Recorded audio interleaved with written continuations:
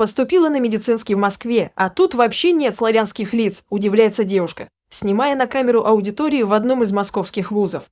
Как они здесь оказались? Что будет с нашей медициной? Кто нас будет лечить? Задается она вопросами. Тем временем все больше мест в российских вузах отдается студентам из Средней Азии. Родители будущих студентов возмущаются. Мы боремся за будущее наших детей, а вы заявляете, что их места займут мигранты. Обо всем этом и поговорим в нашем выпуске. Марина, будущий стоматолог, с трудом поступила в престижный Московский медицинский университет. Готовясь к многолетней учебе и сложной программе, она мечтала о том, как в белом халате будет помогать людям. Однако первое же занятие разрушило ее представление о студенческой жизни. На первом же занятии Марина испытала настоящий культурный шок. Из 80 студентов она, включая себя, увидела лишь 2 человек славянской внешности. Остальные студенты, по ее словам, представляли совершенно иные культурные и национальные группы. «Я смотрю вокруг и не понимаю, как вообще попала сюда», — пишет Марина. Девушка испытывает растерянность и даже отчаяние. Почему в столичном вузе так мало русских студентов? Она не может поверить своим глазам. Россия всегда славилась своими медицинскими специалистами, но текущая ситуация, по мнению Марины, вызывает серьезные опасения. «Вы видите хоть одного русского студента в аудитории медвуза?» Задается вопросом Марина. Осознание масштаба ситуации вызвало у Марины тревогу за будущее отечественной медицины. Она не представляла, что большинство ее сокурсников будут не из России. «Эти люди будут работать в наших поликлиниках», пишет она, выражая недоверие к новому поколению врачей. Каждый день учебы для Марины превращается в своеобразный культурный эксперимент. Она опасается, что подобный состав студентов негативно скажется на качестве медицинского образования. Марина сомневается, что иноземные студенты смогут адаптироваться к российской системе здравоохранения, ведь, по ее мнению, эффективная медицинская практика невозможна без понимания специфики работы с российскими пациентами. Студентка недоумевает, как сложилась такая ситуация в вузе. Как они сюда попали? Взятку, что ли, дали? Задается вопросом Марина. Она не понимает, как в университет с высоким конкурсом могли поступить так много студентов-иностранцев. Девушка предполагает, что дело в квотах или льготах. Ей кажется, что образовательный процесс ориентирован не на потребности страны, а на какие-то внешние или внутренние критерии, ущемляющие права российских абитуриентов. По словам Марины, у ее одногруппников зачастую совершенно другие культурные и этические нормы, что затрудняет общение. Она убеждена, что это мешает ее профессиональному развитию, так как в медицине важна общность культурных и профессиональных ценностей, которых, по ее мнению, в ее группе нет. «Мы что, участвуем в каком-то глобальном эксперименте?» Спрашивает себя Марина, ощущая, как мечта стать врачом превращается в странное приключение, где ей самой все труднее оставаться мотивированной. Она объясняет, что каждый день, приходя на лекции, она чувствует себя чужой. Изначально она думала, что поступление в медицинский вуз – это первый шаг к долгожданной цели, но теперь все чаще задается вопросом, действительно ли ее будущее здесь. Обстановка в одном из медицинских вузов не внушает оптимизма, признается студентка. Вместо будущего врача, помогающего пациентам, она видит себя участницей непонятного эксперимента. В ее представлении университет должен быть центром национальной медицинской школы, где уважают традиции, но вместо этого, по ее мнению, он превращается в фабрику дипломов. Марина поднимает важные вопросы. Почему в российском медвузе так мало коренных студентов? Почему принимается как данность, что будущие врачи – это люди, которые, возможно, даже не собираются оставаться в России?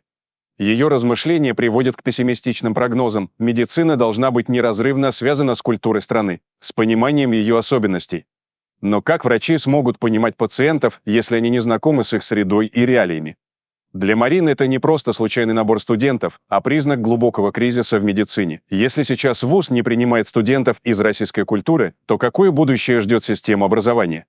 Она представляет поликлиники будущего, где врачи будут так же чужды пациентам, как она сейчас среди своих однокурсников. Что будет с нашей медициной, если она потеряет свою русскую идентичность? Задается вопросом девушка. Будущее кажется ей тревожным и неопределенным. Она мечтала стать уважаемым и доверенным врачом, но теперь ее пугают предстоящие трудности. Профессиональный путь Марины только начинается, но она уже сомневается, сможет ли работать в среде, где ее культурные ценности не находят отклика. Она хочет понимать пациентов, хочет строить медицину с русским лицом и душой. Но ее мечты, кажется, разбиваются о суровую реальность. Перенесемся в Томскую область. Распределение мест в российских вузах, особенно увеличение квот для иностранных студентов, вызывает много споров. В Томской области наблюдается рост числа мест в вузах, которые, судя по заявлениям, могут быть предоставлены студентам из Средней Азии.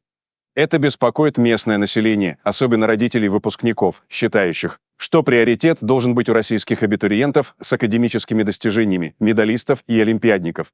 Талантливые выпускники школ сталкиваются с дилеммой, где учиться и как реализовать свой потенциал в стране, где, по их мнению, приоритеты смещены в сторону миграционной политики.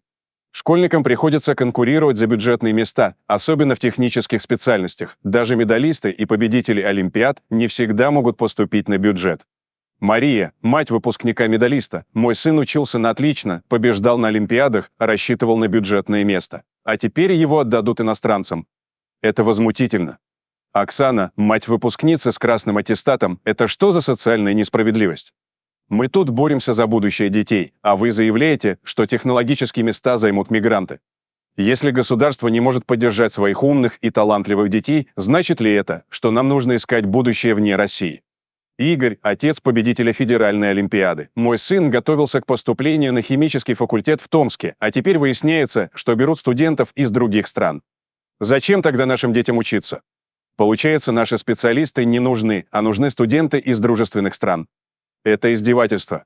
Если слова губернатора соответствуют действительности, то приоритеты региональных властей смещаются в сторону привлечения иностранных студентов для подготовки кадров для стран-партнеров.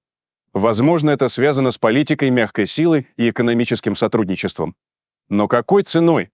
И как это сказывается на российских абитуриентах? Владимир Мазур уточнил, что сейчас в регионе 7 тысяч иностранных студентов, а скоро будет 14, вдвое больше. Сколько бюджетных мест будет выделено для студентов из Таджикистана и Узбекистана, он не уточнил. Получается, регионы делают ставку на иностранных студентов, а не на своих? Вопрос о приоритете иностранцев в образовании становится все более острым. В условиях демографического кризиса и оттока населения, казалось бы, нужно поддерживать российских детей и создавать условия для их развития. Но, судя по заявлениям, Томская область выбирает другой путь. Мазур объяснил удвоение числа студентов-химиков потребностями промышленности, в том числе дружественных стран. А как же Россия? Зачем 14 тысяч иностранных студентов-химиков в Томской области, если российские выпускники и так испытывают трудности с поступлением? Остается открытым вопрос о финансировании обучения иностранных студентов. Кто будет платить за новые бюджетные места? Какие квоты предусмотрены для них? Справедливо ли это по отношению к российским семьям, рассчитывающим на государственную поддержку? И главный вопрос – куда идти талантливым россиянам, если их места в вузах займут иностранные студенты? Ответ зависит от приоритетов власти и ее готовности услышать свой народ.